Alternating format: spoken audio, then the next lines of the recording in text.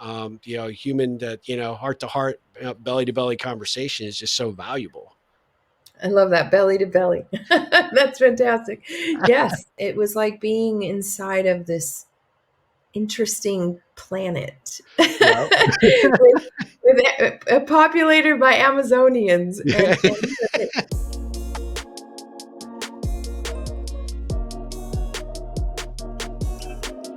Guys, I am super excited for this next guest. I can't wait for you to meet Lorenza Muñoz. Lorenza and I met through Carol Costello, who you may recall, former CNN anchor, now a professor of journalism. She and Lorenza are good friends, and she said, Steve, you two just have to meet. You guys will get along great. And boy, was she right. We are so simpatica on so many levels about the power of community, building connections, and making a difference in this world. You've just got to hear Lorenza's story and how she was influenced by her great aunt and her grandmother, people that taught her the meaning of connecting and seeing other people for what they're worth and bringing people together to actually make a huge difference for their community. She's now doing that through Artemis Muse Productions.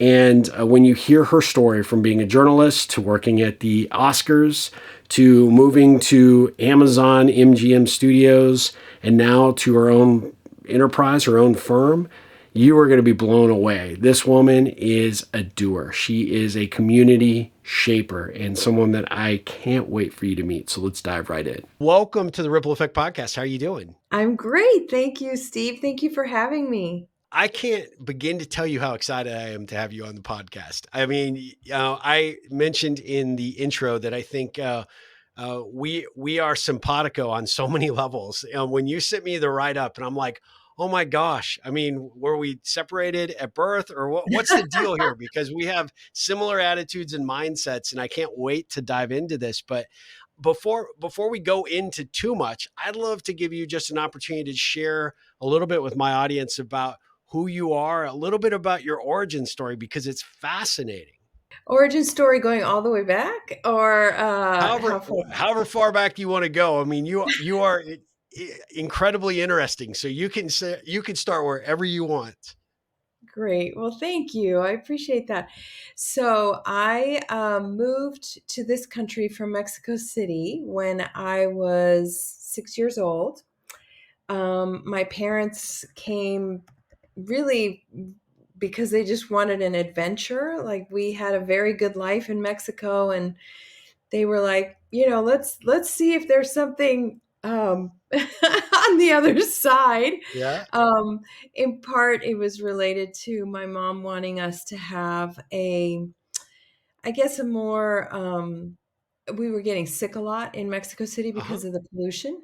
And so she came to Virginia. She brought us to a camp in Virginia and fell in love with the United States. So we moved here, and I grew up in Orange County. I was a swimmer for a very long time. I swam with the Mission Vieja Nadadores, which were an amazing swim team. And then I went to Berkeley, and then I came back, and I was a journalist at the Los Angeles Times for many, many years. And I covered everything. Back in the day, they used to make you cover the cops and courts and politics and elections and all kinds of things. And then I also covered entertainment. And that was really where I kind of found a really fun niche, that, where I got to speak to artists, I got to know the artists. It was arts, it was entertainment, it was film, and it was a great beat. And then after that, I fast forward a few years, I had a few kids, got married, the whole thing. And then I went to the Academy of Motion Picture Arts and Sciences, which is the organization that gives out the Oscars.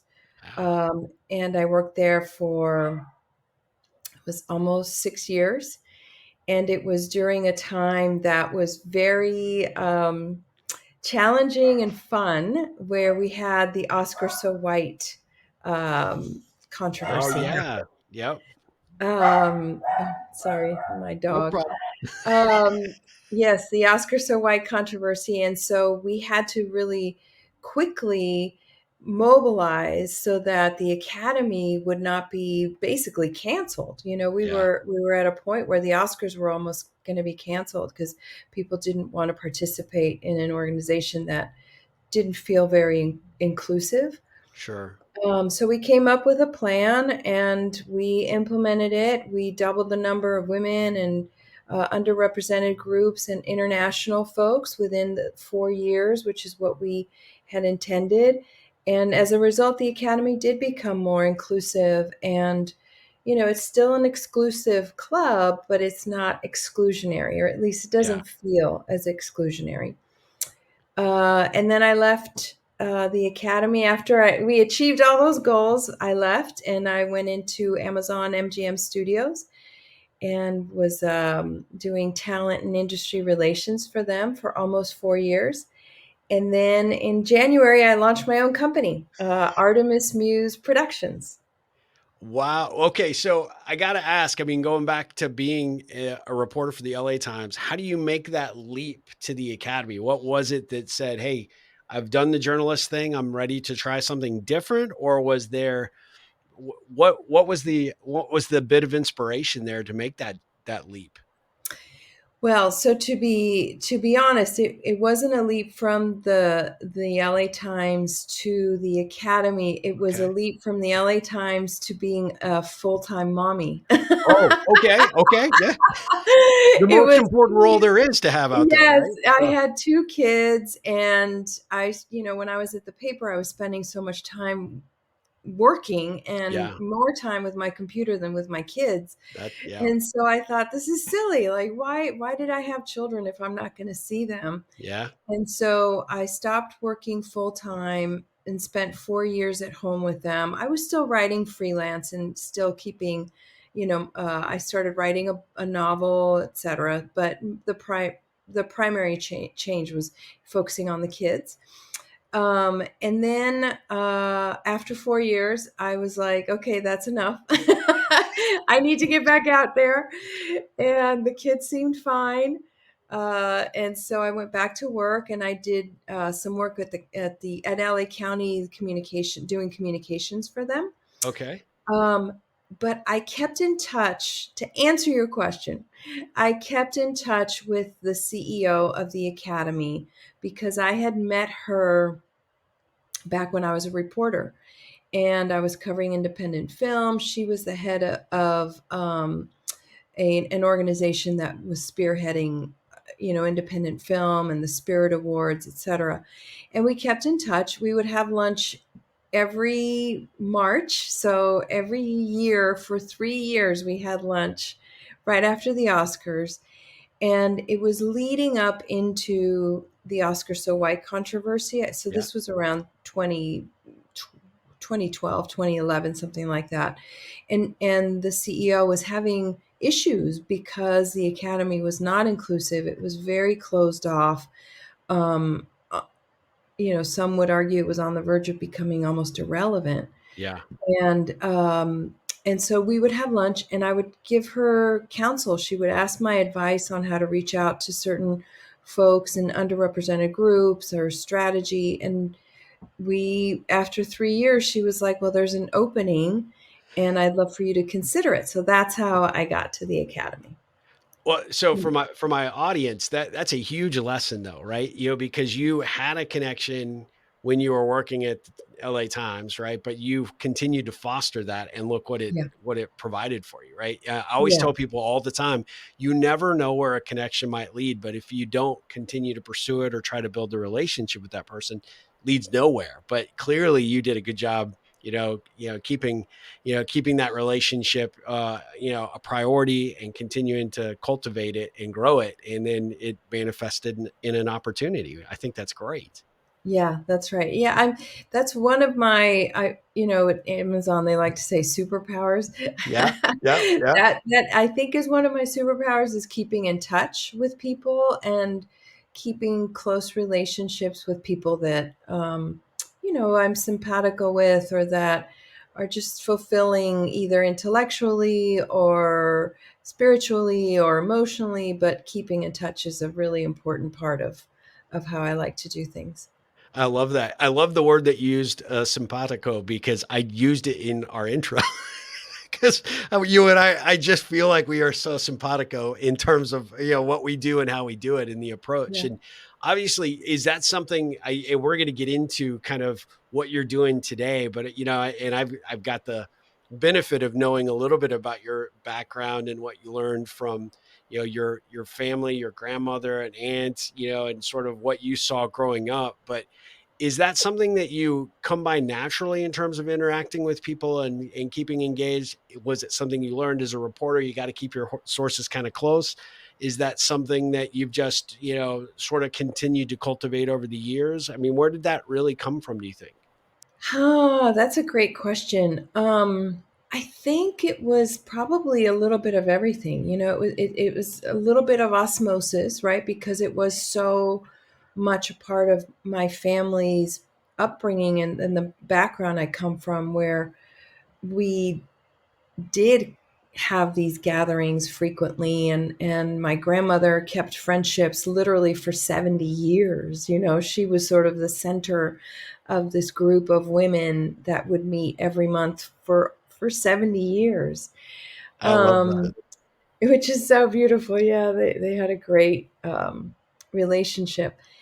But I think also journalism, right? That you have to be able to connect with people in order to figure out what's going on, and they have to feel comfortable talking to you, Yeah, and they have to feel like you're being authentic and not just trying to get information out of them. You have to come at it from a place of compassion or genuine curiosity or interest, sure. depending on what the story is. But I think it's probably a combination of all of that. And then the academy gave me an extra feel for how to be around artists and how to make them feel safe, make them feel like they are, in a place that is comfortable, in a place where they'll be looked after, in a place where they won't be harassed for Yeah, autographs or things yeah, like that, right?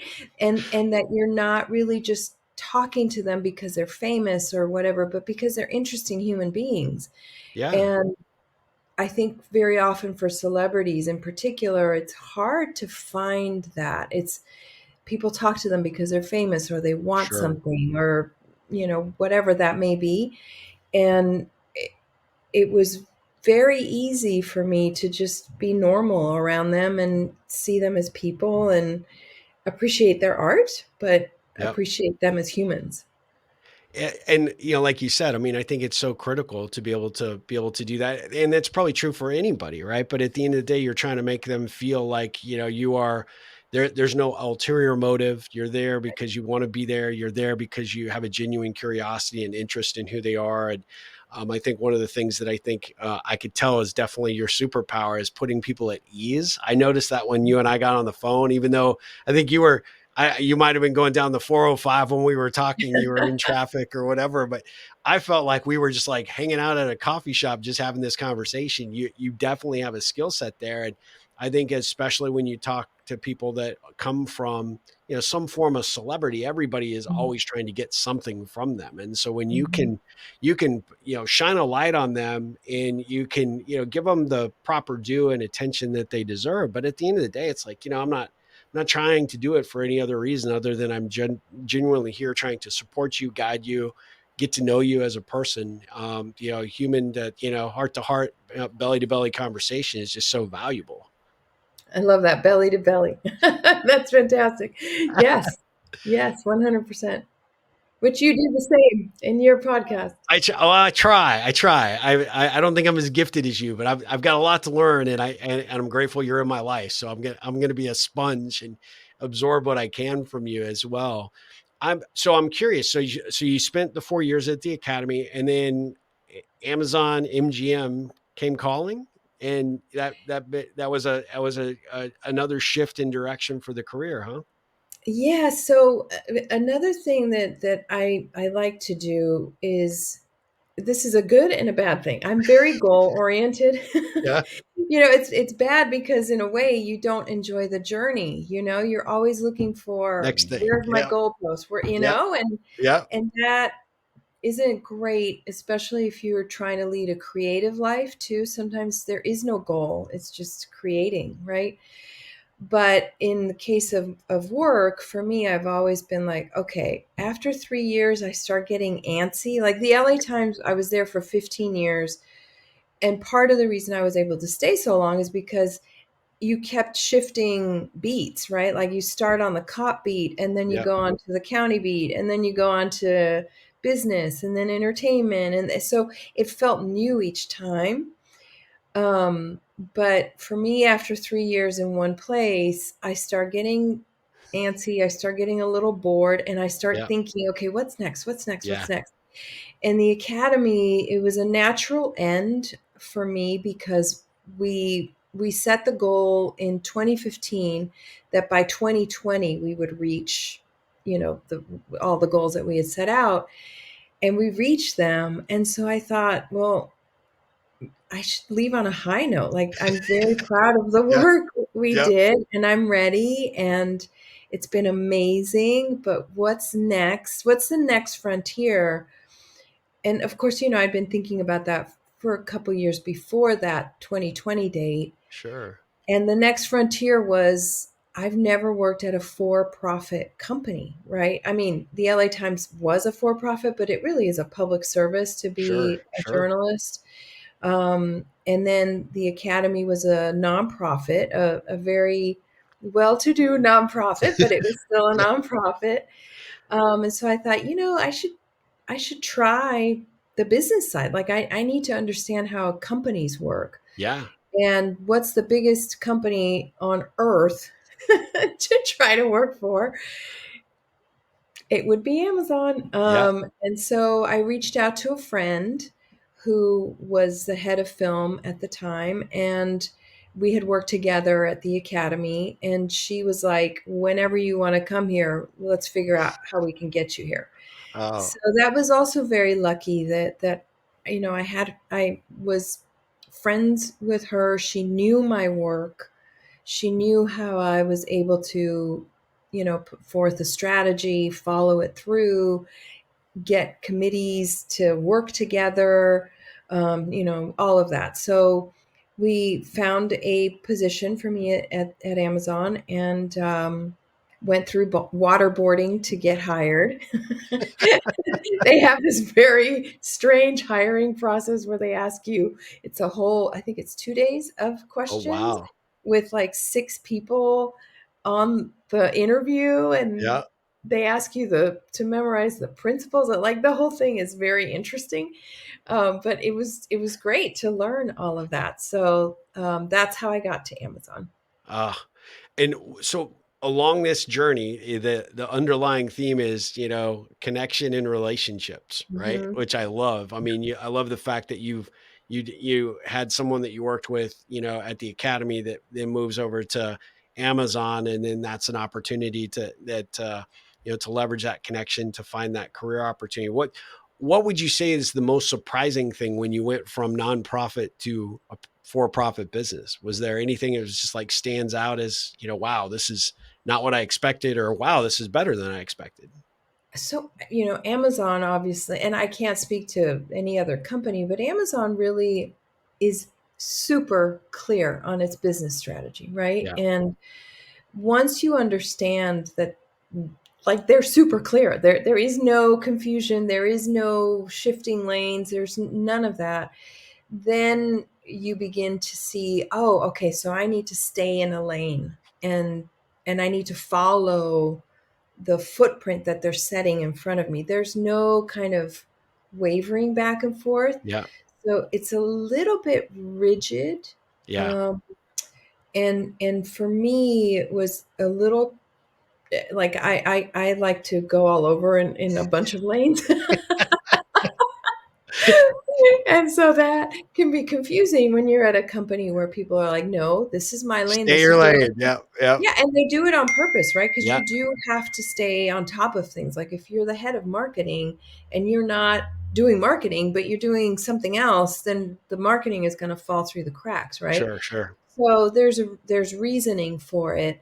So that was fascinating to see that, to understand that, to see how forward thinking they are in terms of all of their initiatives, their global initiatives. It was fascinating. It was like being inside of this interesting planet Yeah.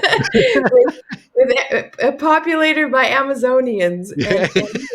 they actually have a language that's Amazonian, Yeah. and people who are serious about moving up the ranks adopt the language, and they Sure. understand all of the norms of the company and the culture of the company. So that was really a wonderful thing to observe.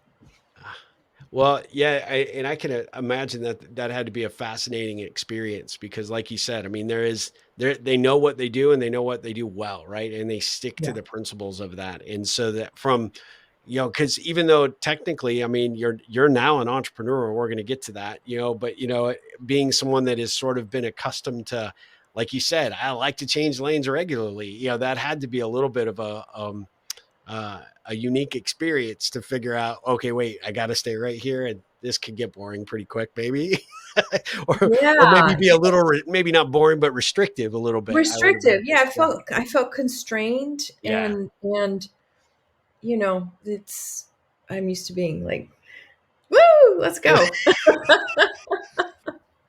Well, so that leads me to my next question.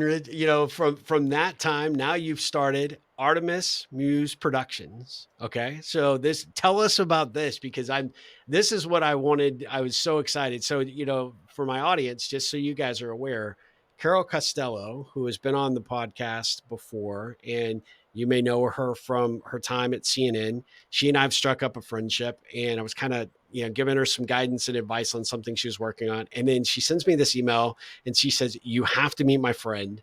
And I think she'd be perfect for the podcast." And it's like, yes, I would. I'm all over that. So, but then when I started reading about what you're starting and what you're doing, that's why I said, we are like two peas in a pod. So tell me about Artemis Muse Productions. So Artemis Muse, the whole sort of premise behind Artemis Muse is to sit and commune and to be together, right? To build community. And I think I really started thinking about this when I was at the academy. And we had to figure out a way to bring the membership together Yeah. because there had been many years where the members didn't feel like there was enough outreach to them.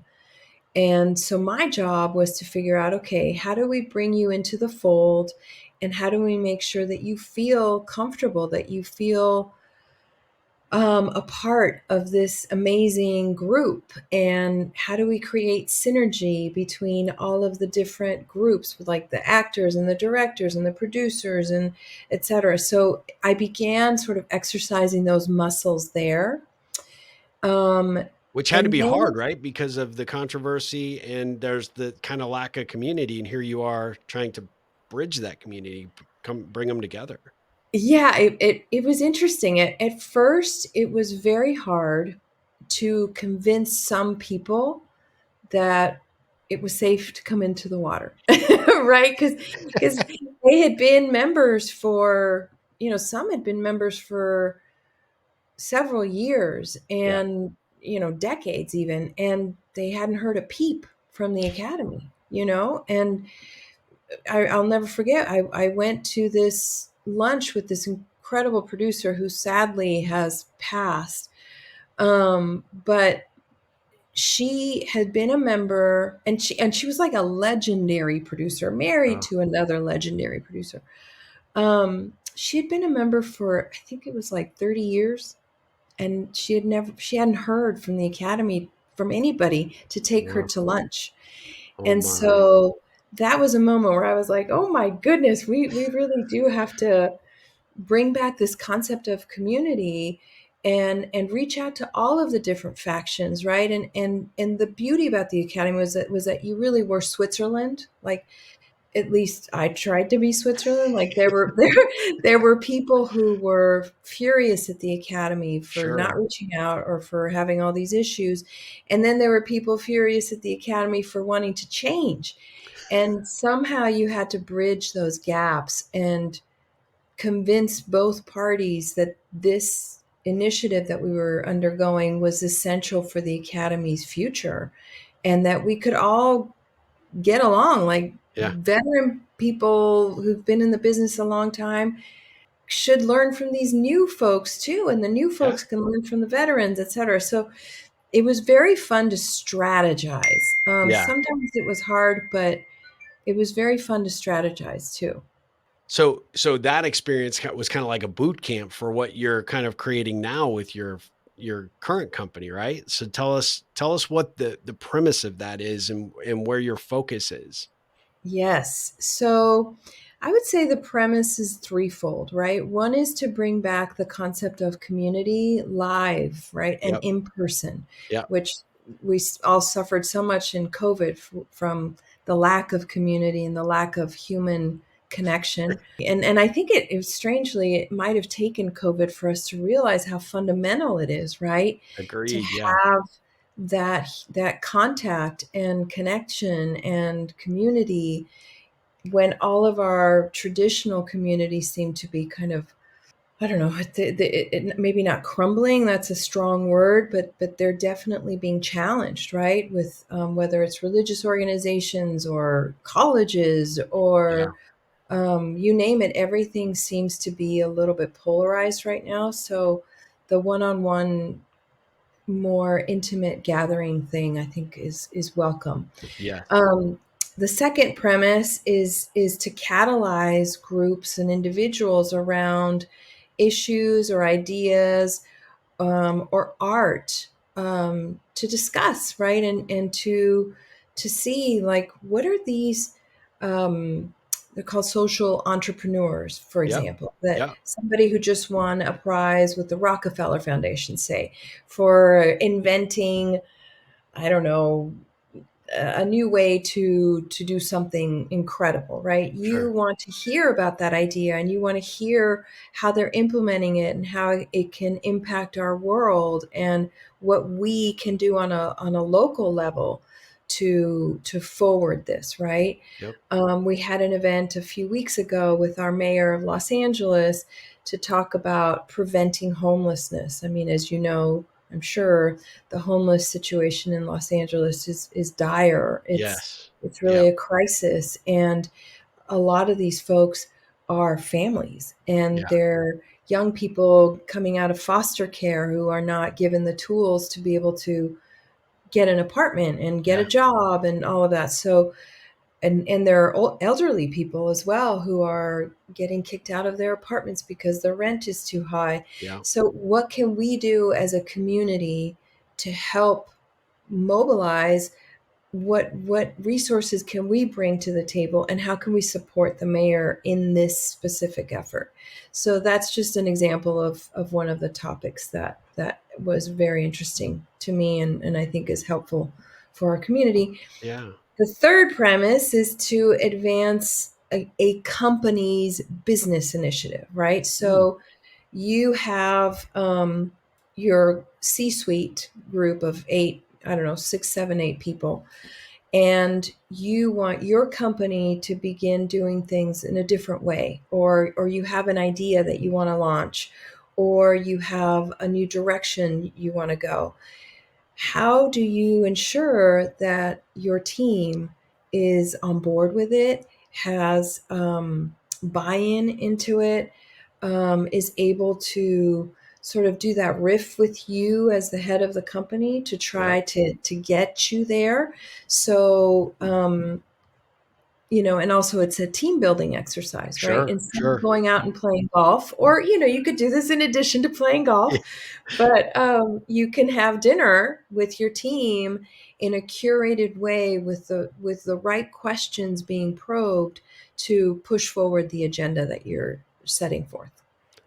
I love that because I think, specifically around companies, there's not enough of that actually takes place, right? There's a lot of mandates. There's a lot of this is what we're doing, but there's no consideration for where the other ideas reside within the organization. And I always tell people through the work that I do with Ripple, right, is you have to, it all comes down to people, right? You have to figure out how to engage people. You have to make them feel seen and heard so that they can actually really come to the table for that innovative and creative process. And the great ideas don't just reside at the top. They come from all layers and levels of an organization. And I think that what you're doing to cultivate that, I think, is phenomenal. And what I hear from that is that you're really trying to coalesce those opportunities, whether it be within an organization, whether it be within your community, or some aspect of what your contribution is to the world. Is like, how do I get other people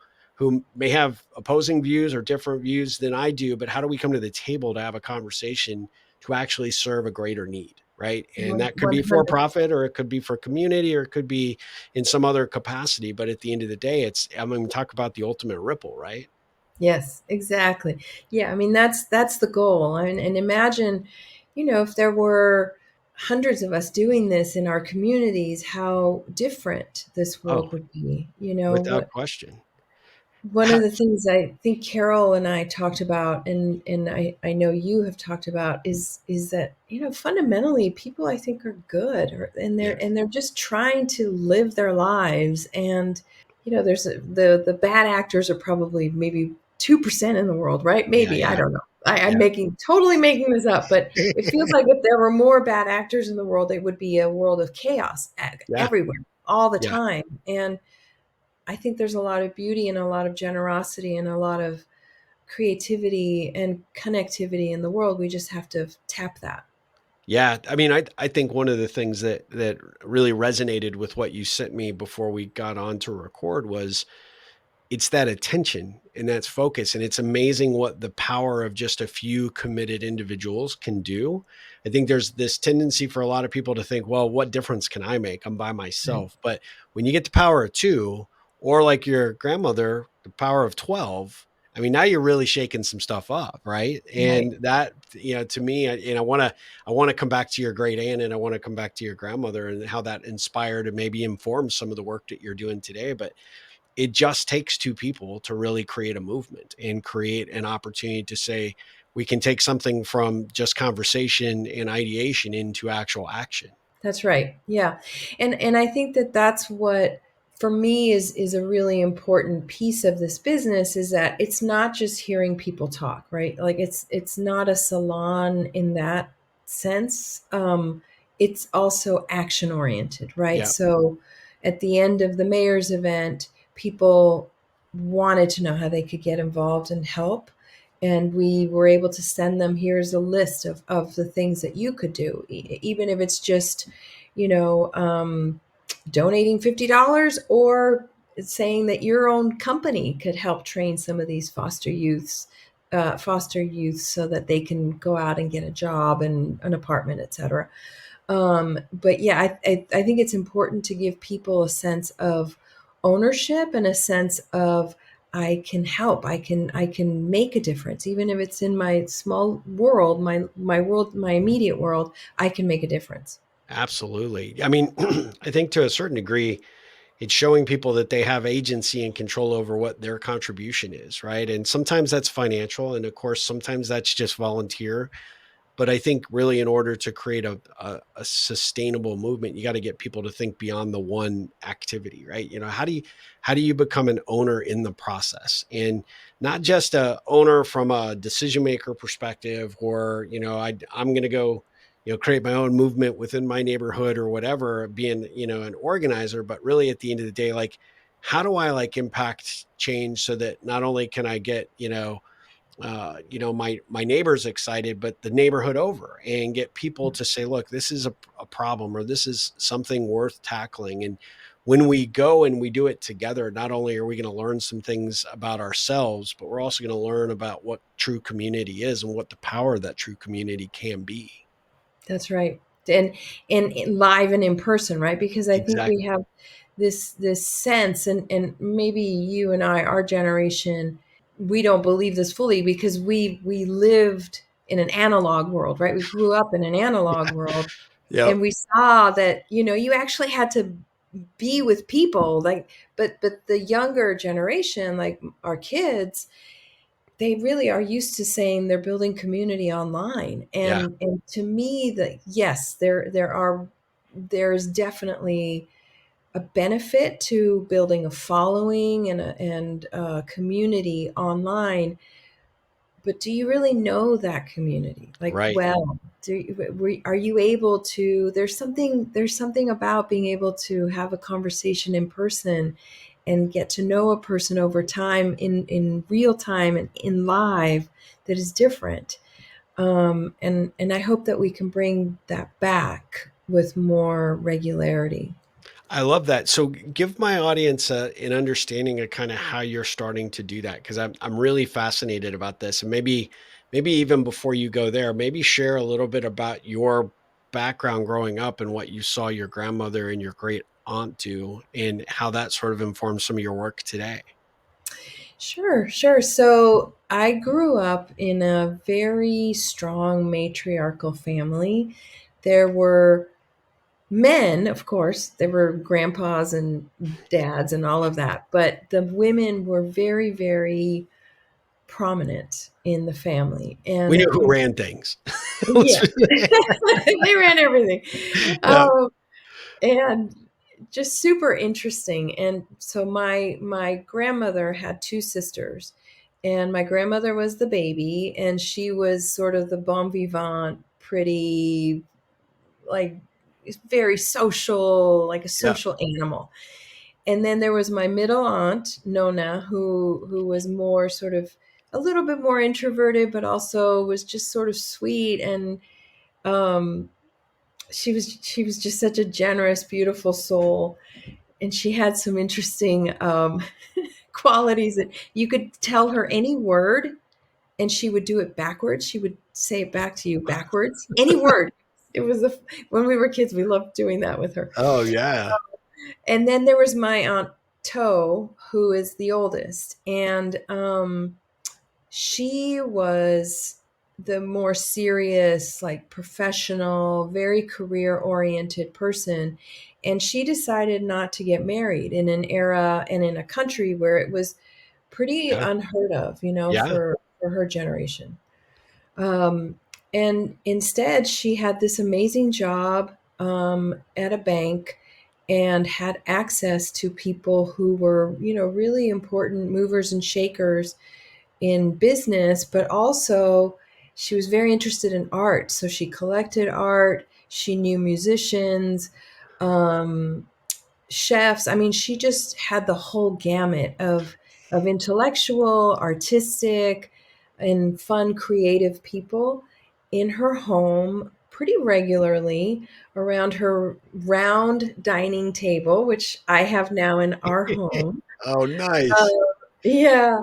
And these beautiful conversations would happen, and then people would play music, and it was a very I was too young to really enjoy them. I was barely born, Yeah. when she was having them. But my mom and my dad remember them very fondly, and I always thought that's a great idea. That'd be really fun. And then going to her apartment when I got older, and I was able to see this magical place full of books and a big piano, a grand piano, because she was also she was a concert pianist. Wow. So seeing this piano there, and her velvet couches and a chaise long there, like the whole thing was so Magical, right? I mean, yeah, aspirational, yeah. yeah, and magical for me, when I was growing up. So I think that had a big impact on me. And then, like I said, my grandmother was the I think the core, the backbone of this beautiful group of women who met in this city called Cuernavaca, in outside of Mexico City. And it was really kind of a village. It wasn't even a city at the time when my grandmother lived there with my grandfather. And she started building community, and literally 70 years later, the same women would get together every month. They would fight, they would, love each other, they would drink tons of tequila, they would laugh. When my grandfather died when my grandmother was in her, I think, in her 40s. And then she remarried in her late 60s. And her girlfriends, this group of girls, had a bachelorette party where they all dressed like grooms and she dressed like a bride. And they were like almost 70 years old. So they were a very, very fun group of people. Oh, yeah, I mean, I mean, I know you mentioned in, kind of a written summary you sent me about that there was this salon mindset though, like with your grandmother and her friends, and you said what I loved about it was this 12 group of, this group of 12 women that became best friends to one another. And yeah, there's ups and downs and there's, some always going to be some drama, right? But at the end of the day, everybody was there for one another. And then your great aunt, being in a position to create this collection of very eclectic people that could come together. And the thing that I loved about it when I interpreted the salon mindset in that, the big round table, right, that there's no edges, right? Everybody has a place. Everybody's Exactly. got, an opportunity to pull up a chair and have that conversation, and everybody's included. There was Yes. just something really, without really knowing the background of that story, there's just something really endearing about that. And that, Yes. to know that that's sort of what you're doing now in this work that you're doing, and what you've kind of always done with your entire career, is figure out how to make those people feel welcome, to want to have a conversation and engage. What would you say your biggest lessons are from that experience, and how does that inform your work that you're doing through Artemis now? I think the maybe the biggest lesson is the consistency, that even if you don't feel like putting something together, you have to make the effort. Like Yep.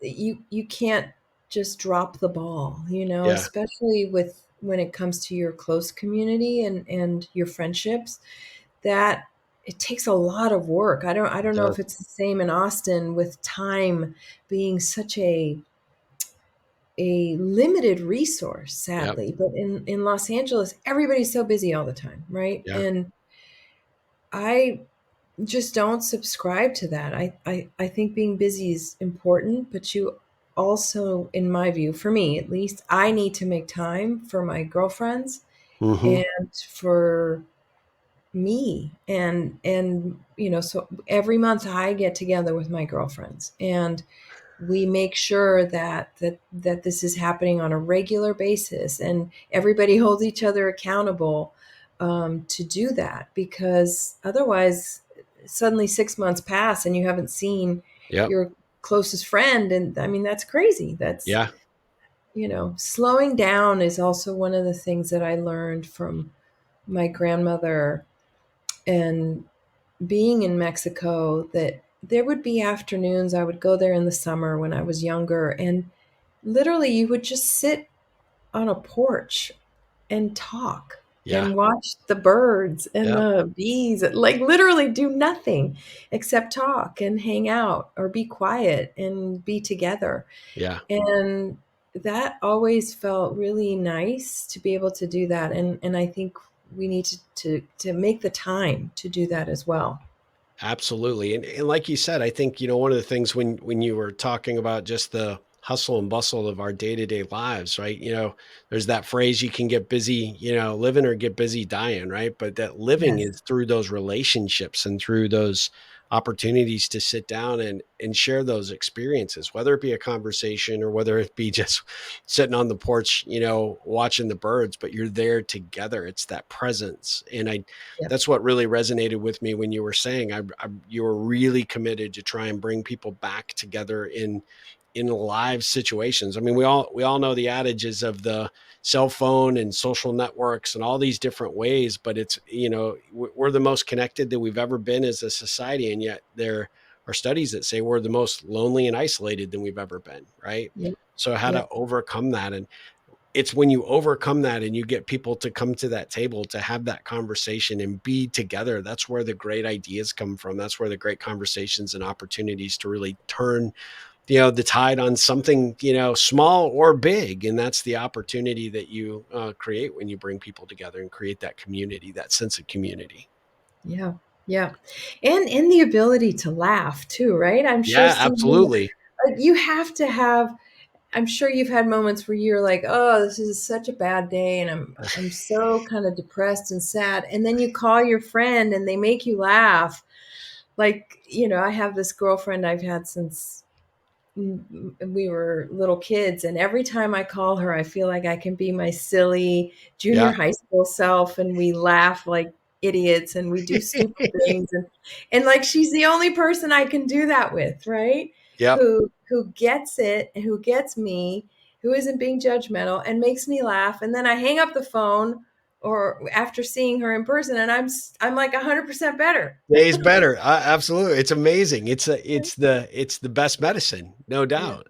But yeah, I think, and it's even more important, and like you said today, like, for the generation of our kids where they're growing up with different concepts of community and different approaches to it, it's still important and valuable for them to actually experience it and see it, right? And to actually have that. And I think really at the end of the day, you need to go out into the world and find more of those people, and to find those people that really just, they just tick the box for you. They get you, they understand you, they're there to pick you up when you've been knocked down, dust you off and get you back in the game. There's those people that just always have that, snarky comment that just makes you laugh and smile. And then you've got those people who are like, oh my God, I got this problem and I have this issue. I don't know where to start. And they're the ones that be like, all right, let's start here. Let's start, figuring out what we need to do, what the game plan is. I mean, I think that the level of, I mean, I'm almost taking a page from your great aunt, which is, find that diversity of people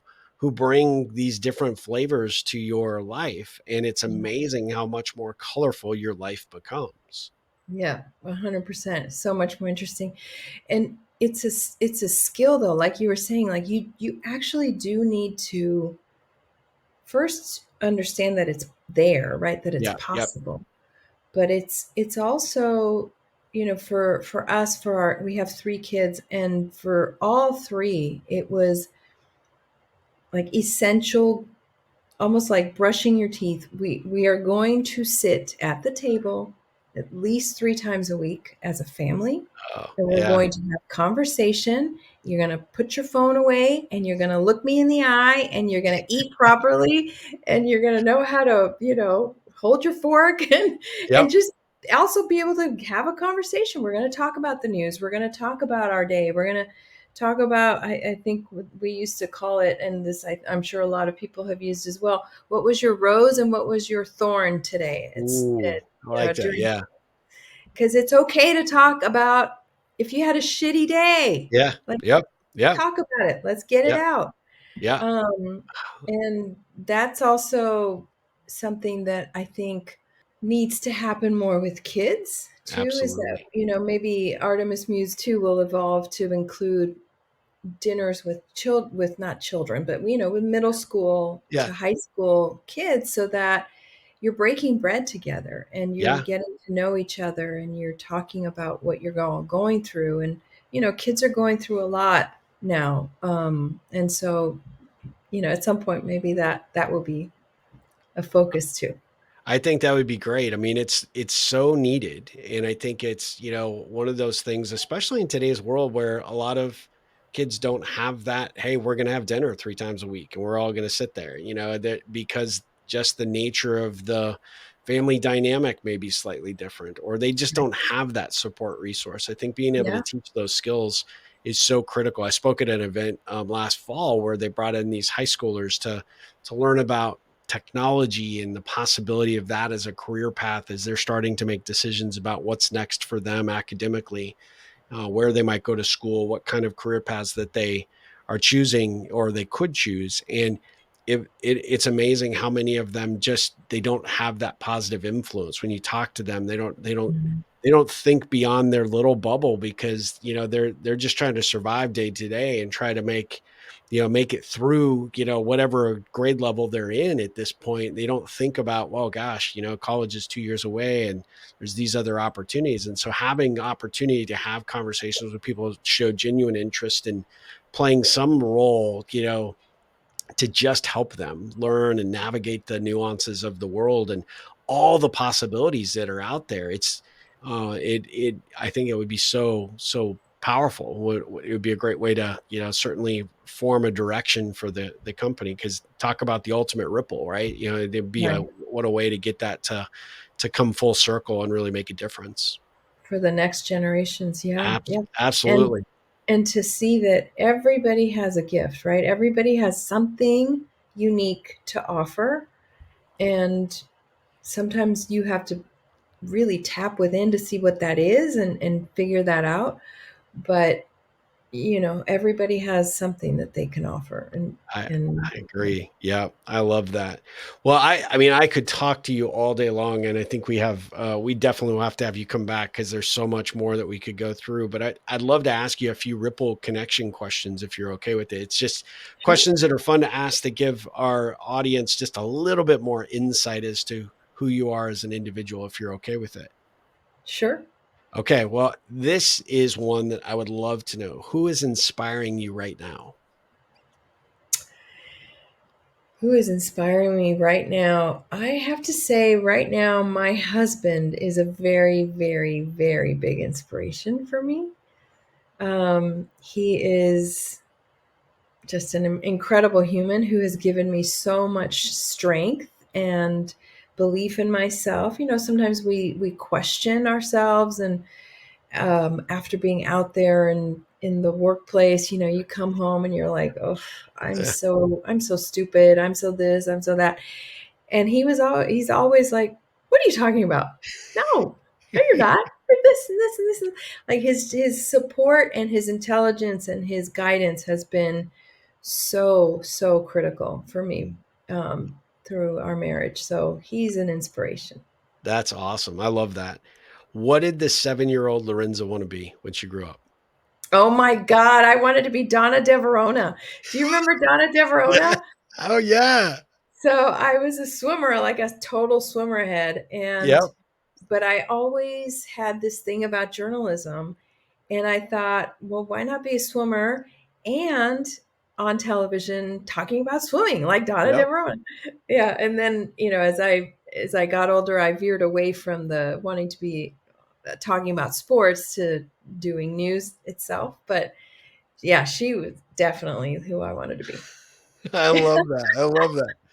Well, I mean, you and I talked about this when we first got together that you'd spent a summer down here in Austin training.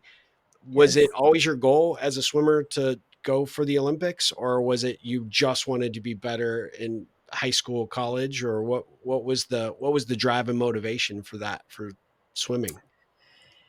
Um, I always wanted to be an Olympic athlete, and I was determined to make it to the Olympic Games that year. And I thought there's no better place to train than at UT with my Yeah. old coach Mark Schubert and Yeah.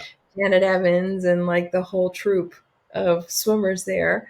Um, and it really was the actual hardest training of my life. It was so brutal. We partied hard, but we also worked hard. Yeah. Um, and yeah, it felt like it was the right thing to do at the time. I love it. What does swimming teach you, or what lasting lesson did you take away from swimming, competitive swimming, that sort of informs where you are today as an entrepreneur? I think the discipline, like swimming, it was every day except for Sundays, twice a day, and it was about 6 hours of swimming a day. Wow. And you couldn't miss a class or a workout because your coach would call in a terrifying voice, say, Muñoz, where are you? And I'd look to my mom and I'd be like, and she would say, you you're the one who needs to decide. Are you going to swim? Are you going to be a swimmer? Are you going to be an Olympian? It's up to you. And so, I would have to make those decisions, but the discipline was real, and it was not just the swimming and the weightlifting and the running, but also how you looked, your uniforms, um, your mindset, like all of that was very important. I think the visualization that we were taught was really important to set a goal and visualize yourself getting there. Like I said, I'm struggling a little bit now with the goal thing because I want to enjoy the moment too. Yeah. But the goal orientation thing is real, and I know manifestation happens. It's happened in my life. Every time I envision and I want to manifest something, it comes to life. So I believe in that. So I think those are the two big takeaways: the discipline and the visualization, mental kind of discipline. I love it. Well, you can definitely tell you have both. I mean, I love what you're doing. What is the most surprising thing you've learned or experienced becoming an entrepreneur? The hustle is real, man. You got to be out there hustling all the time and thinking and you're the CEO, CFO, COO, CMO, like you're everything. Chief bottle washer, got to take out the trash, got to do it all, right? Exactly. Exactly. Um, so that's been interesting and challenging and fun, and you think, well, it'd be easier to just work for a company and just get paid every 2 weeks.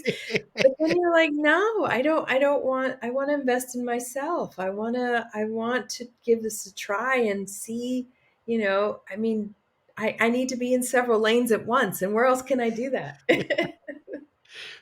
That's awesome. I love that.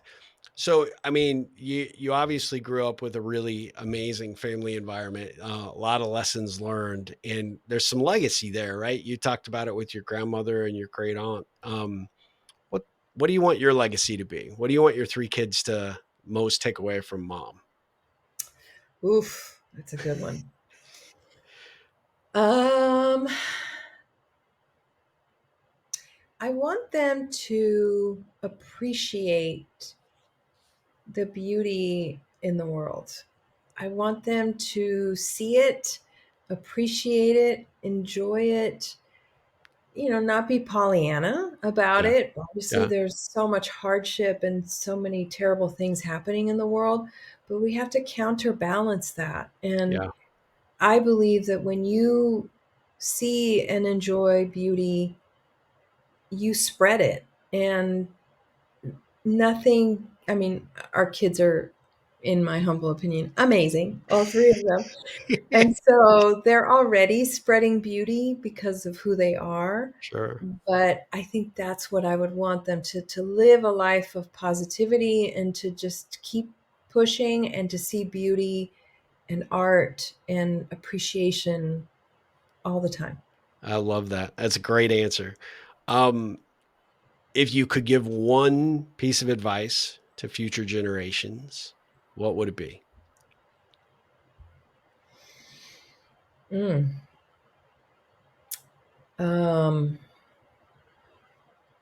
I would say try to be kind and considerate to everybody, because that assistant that you may be rude to could end up being your boss, right? Or a boss.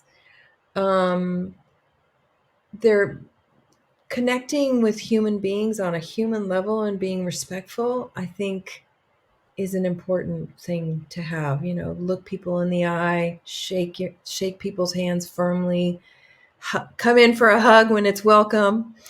Um, I think that is like the emotional intelligence, right? Of reading a room, of being present with people, and of respecting people. I think is an important trait to try to develop That's excellent. And you said earlier, like, it's not something that you stop doing. You continue to practice it. You keep every focusing on day. getting Yeah, better at it. And I mean, you're exceptional at it. I think I'm okay at it, but it's always a process of trying to continually get better to do yeah, it. And when you do it, it's funny how the world just rises up to kind of meet you, right?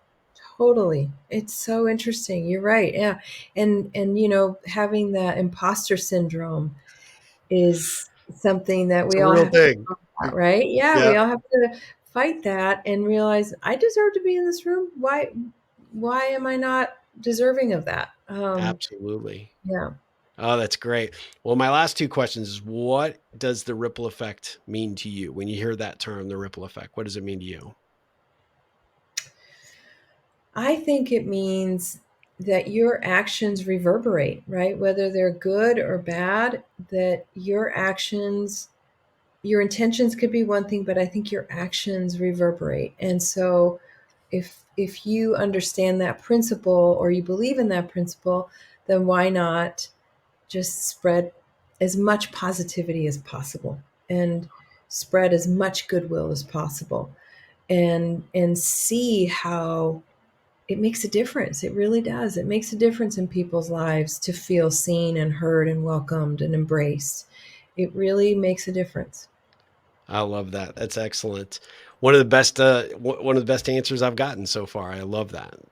Oh. What ripple can I be looking to create for you? Oh my gosh, Steve, you already are by having me on your podcast. Thank you. And, Ah, this is so wonderful to get to know you and to be on your podcast. And I so appreciate what you're doing and spreading the good word and spreading ideas and giving people a chance to talk about the good work that they're doing and what they believe in. I think is wonderful and so, so essential in this day of polarization.